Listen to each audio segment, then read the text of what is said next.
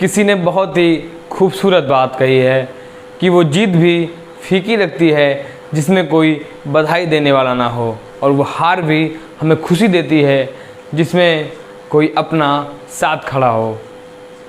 Hi guys, मैं हूं आलोक कुमार गुप्ता। आपके लिए आज एक छोटी सी कहानी, एक राजा की और उसके मंत्री की। राजा अपने आसपास के राजाओं से बहुत ही शक्तिशाली राजा था। इनफैक्ट उसका राज्य भी और राज्य से बहुत ज़्यादा बड़ा था। राजा बहुत ही मज़े से अपना राज्य चला रहा था, उसकी प्रजा बहुत ही खुश थी उससे। एक बार क्या हुआ, जो राजा का मंत्री था ना, उस मंत्री को राजा ने एक काम सौंप रखा था कि तुम जितना वित्त मंत्रालय का जितना भी काम होता है वो सारा काम आप करोगे। वो मंत्री बहुत ईमानदार था और बहुत ही ईमानदारी से काम कर रहा था। और उस मंत्री की एक दिक्कत थी कि वो ईमानदारी के चक्कर में कई बार वो नुकसान करवा देता था, पर राजा को इससे फ़र्क नहीं पड़ता था। पर किसी ने एक दिन राजा के कान भर दिए कि राजा जी, ये जो आपके मंत्री साहब हैं ना, ये बहुत ही ज़्यादा ईमानदार हैं, ये अपनी ईमानदारी के चक्कर में कई बार राज्य का नुकसान करवा देते हैं। तो राजा ने उस टाइम तो बात को इग्नोर कर दिया, पर राजा ने बाद में सोचा यार, बाद में राजा ने दिमाग लगाया यार बात तो सही है वैसे। फिर राजा ने सोचा क्या किया जाए, तो इस मंत्री को पद से हटा देते हैं और सोचते हैं किसको मंत्री पद पे रखा जाए। तो एक लड़का उनकी नज़र में आता है जिसको राजा मंत्री पद का कार्यभार संभाल दे देते हैं और बोलते हैं तुम आज से वित्त मंत्री, उसको जो भी है फॉर्म साइन करके दे देते हैं कि तुम आज से वित्त मंत्री। वो लड़का लग गया काम पे, रोज आता दरबार में बैठता और उसने जो है काम करना शुरू किया। उसके हाथ में एक डील लगी, उस डील से राजा को वाकई बहुत प्रॉफिट हुआ, बहुत फ़ायदा हुआ। तो राजा तो बहुत खुश हुआ, राजा तो इम्प्रेस हो गया कि यार ये तो बहुत अच्छा आदमी है, इसे तो आते प्रॉफिट शुरू कर दिया। ये सारी बात चल रही थी।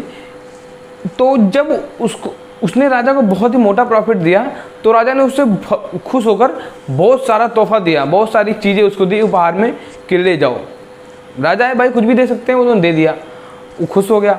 अब उसको लगा यार बात तो बन गई, अब मुझे ऐसी और डील जो है ढूंढनी पड़ेगी। तो एक बार की बात क्या है, एक किसी दूसरे राज्य से एक व्यापारी इस राजा के राज्य में घोड़े बेचने आया। उसके पास करीब 1000 घोड़े थे, 1000 घोड़े।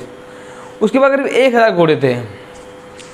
तो उसने इन वित्त मंत्री से संपर्क किया, इन्होंने डील तय कर ली। जब वो डील तय कर रहा था तो उस टाइम वो पास में राजा भी खड़ा था। तो उस व्यापारी ने बोला कि मंत्री जी, मेरे पास 1000 घोड़े हैं, आप मैं इन 1000 घोड़ों को आपको बेचना चाहता हूँ। मैं चाहता हूँ कि ये घोड़े आपके अस्तबल की शोभा बढ़ाएं। आपके राज्य का जो अस्तबल है उसमें मानता हूँ मैं पहले से कई 1000 घोड़े हैं, पर जो मेरे 1000 घोड़े हैं मैं सोचता हूँ ये उनकी खूबसूरती में 4 चांद लगाएं। राजा बात सुन के इम्प्रेस हो गया, खुश हो गया। ये मंत्री जी भी पास में खड़ा। तो मंत्री ने सोचा कि राजा को इम्प्रेस करने का सबसे बेहतरीन मौका यही है कि राजा के सामने कोई अच्छा सा डील करूं जिससे राजा को प्रॉफिट हो और राजा बहुत ही खुश हो जाए। तो ऐसा सोचकर उस मंत्री जी ने उस व्यापारी से कहा कि इन 1000 घोड़ों के बदले में आपको 1 मुट्ठी चावल मिलेगा। राजा ये बात सुनकर बहुत खुश हुआ कि यार मंत्री तो अच्छा काम कर रहा है। पर ये बोलकर राजा कि तुम आगे देखना, और चला जाता है अपने काम पर, किसी काम पर। फिर जैसे राजा जाते हैं, फिर मंत्री जी पूछते हैं ठीक है हमारी आपकी डील तय हुई? तो वो बोलता नहीं मंत्री जी, ये सौदा मुझे मंजूर नहीं। फिर इतना बोलकर वो अपने टेंट में चला जाता है जहाँ पे तंबू गाड़ रखे, जहाँ पे उसने अपना आशियाना बना रखा है टेम्प्रोरी में, वहाँ चला जाता है। फिर जाता है। अब इस मंत्री जो है, इसके मन में बेचैनी आ जाती है कि यार क्या करें, अब ऐसा डील जो है, इतनी शानदार डील मैंने खोजी तो, और राजा भी इम्प्रेस हो गया था, पर इसने मना कर दिया, क्या किया जाए। तो वो भी अपने तंबू में बैठा हुआ था व्यापारी, और जब वो जाके अपने लोगों से चर्चा करता है तो उनके लोगों में कोई होता है जो बताता है कि यहाँ पे इससे पहले, इस मंत्री से पहले एक और मंत्री था, बहुत ही बुद्धिमान मंत्री था, आप जरा उससे एक बार मिलिए, देखिए वो क्या बोलता है। तो ये व्यापारी उस पहले वाले मंत्री के पास जाता है और कहते हैं कि मंत्री जी, जो नए वाले वित्त मंत्री है ना राज्य में, इनसे मेरी डील तय हो रही थी। इन्होंने बोला कि मुझे 1000 घोड़े के बदले में सिर्फ 1 मुट्ठी चावल देंगे।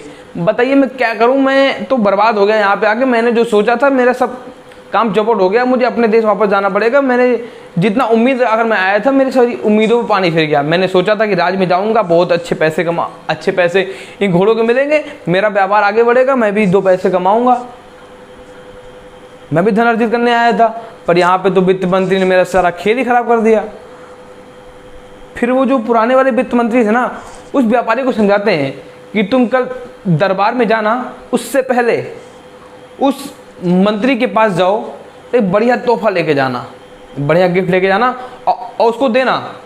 देने के बाद जब तुम चलने लगना तो उससे एक बात कहना कि मंत्री जी, इन्हें 1 मुट्ठी चावल का मतलब मुझे कल आप दरबार में बताना।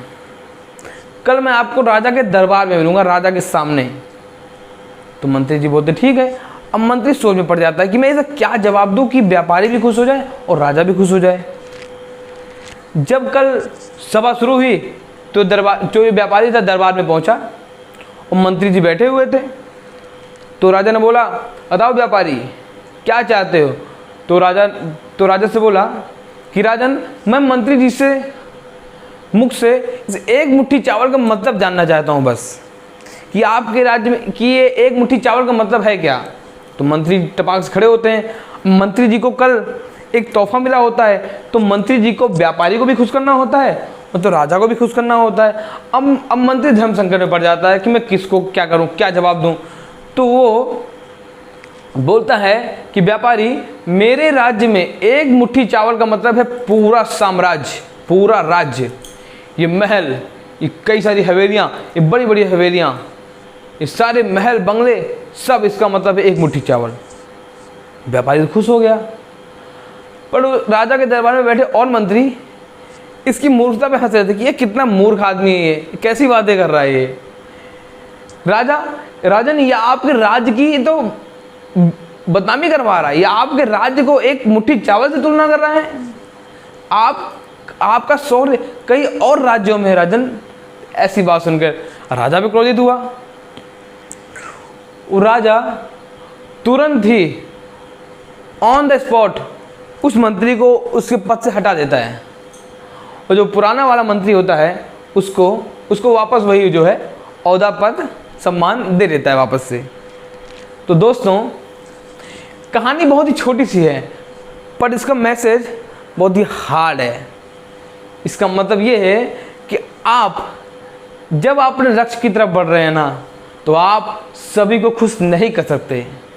कभी भी आप सबको खुश करने की चेष्टा बिल्कुल ना करें, क्योंकि ये दुनिया तो भगवान से भी दुखी है यार। आप सबको खुश कर पाएंगे क्या, बताइए? ऐसा पॉसिबल है? आपको जो करना है वो करिए, सब आपसे खुश नहीं होंगे। आप अपने लक्ष्य की तरफ बढ़ते रहिए, नहीं तो आप किसी काम के नहीं रहेंगे, कहीं के नहीं रहेंगे। उस नए वाले वित्त मंत्री की गलती इतनी थी कि वो सबको खुश करने का प्रयास कर रहा था और राजा को भी खुश करने का प्रयास कर रहा था, क्योंकि राजा से उसको तोहफे मिलते, राजा से उसको बढ़िया इनाम मिलता, और व्यापारी को खुश करने की कोशिश कर रहा था क्योंकि उसको व्यापारी से तोहफे मिल चुके थे। तो दोस्तों, छोटा सा मैसेज इसका एक और भी है कि आप अपने लक्ष्य की तरफ बढ़ते रहिए। जो आपको ठान रखा है आपने, आप वो करते रहिए। आपको सबको खुश करने की कोई ज़रूरत नहीं है, क्योंकि ये दुनिया बहुत ही स्वार्थी है। यहाँ तो एक देश का प्रधानमंत्री होता है ना, वो सबको खुश नहीं कर पाता, तो आप सबको कैसे खुश कर सकते हैं? आप सिर्फ अपने सपनों का पीछा करिए। जब आप अपने सपनों का पीछा करेंगे, आप खुद को खुश कर पाएंगे। आपसे कोई खुश होता है, नाराज होता है, इससे आपको कोई फ़र्क नहीं पड़ना चाहिए। और इनफैक्ट मेरे को तो किसी चीज़ से फ़र्क नहीं पड़ता। कोई खुश है मेरे से तो ठीक है, नाराज़ है तो ठीक है, कोई मेरे को पसंद करता है तो ठीक है, नहीं पसंद करता तो ठीक है, मैं खुद को पसंद करता हूँ। ऐसा आप विचार रखिए कि आपको सबको खुश नहीं करना है, आप सबको खुश नहीं कर पाएंगे। भगवान कृष्ण सबको खुश नहीं कर पा रहे थे, तो आप कैसे मानते हैं कि आप सबको खुश कर लेंगे? कभी भी 2 नाव में पैर मत रखिए और हमेशा अपने बुद्धि विवेक से काम लीजिए और हमेशा सच्चाई और ईमानदारी के रास्ते पर रहिए। वो जो नए वाला मंत्री था ना, उसका बस इतना ही उद्देश्य था कि कैसे भी करके प्रॉफिट देना है राजा को। भाई उसका कोई एथिक्स नहीं था, उसका कोई प्रिंसिपल नहीं था, कुछ नहीं था। बस उसको कैसे भी करके राजा को खुश करना था और राजा से महंगे महंगे तोहफे ऐंठने थे और हीरे जवाहरात ये लेने थे। बस उसका ये एक उद्देश्य था, इसलिए वो दो नाव में पैर रखा ना, वो कहीं का नहीं रह गया। एक कहावत नहीं गई है, धोबी का कुत्ता घर का ना घाट का। अब ना तो राज्य में उसका कोई इज्जत रह गई और ना व्यापारी से उसको जो है 2 पैसे की इज्जत मिली, तो हो गया ना चौपट। तो कभी भी आप सबको खुश करने का ट्राई मत करिए, आप सिर्फ अपने आप को खुश करने का ट्राई करिए। अगर आप खुश हैं खुद से तो दुनिया खुश है, दुनिया खुश है आपसे। अगर आप खुश नहीं हैं खुद से तो कोई खुश नहीं है। खुद की खुशी इज़ द मोस्ट इम्पॉर्टेंट, है ना। तो हंसते रहिए, मुस्कुराते रहिए, मेरे जैसे अपने आसपास लोगों को भी खुश रखिए और अपनी ज़िंदगी में एक लक्ष्य बनाकर उसकी तरफ उसके पीछे पड़ जाइए, क्योंकि जब आप लक्ष्य बनाते हैं तब आप साफ फोकस होते हैं, लेज़र साफ फोकस। नमस्कार।